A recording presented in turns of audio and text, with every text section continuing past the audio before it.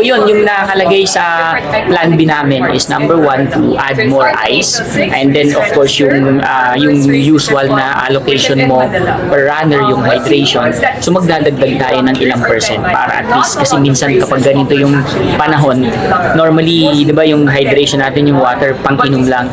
By this time, by March, April, and May, normally, nagiging doble yung consumption nila.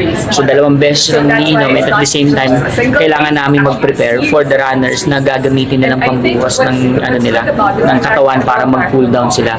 But of course, titingnan namin yung heat index pag malapit na yung race, baka i-adjust namin yung gun start.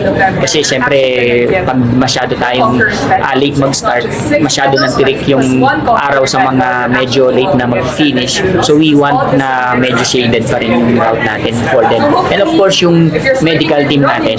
So we'll always be there. So every hydration or water station, we will be having a medical team and ambulance to support.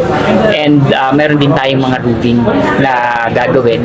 And hoping na walang mangyari. But of course, we prepared for the worst. And most important is we plan for it and we are ready for what will the potential incident na mangyayari. But hoping na wala.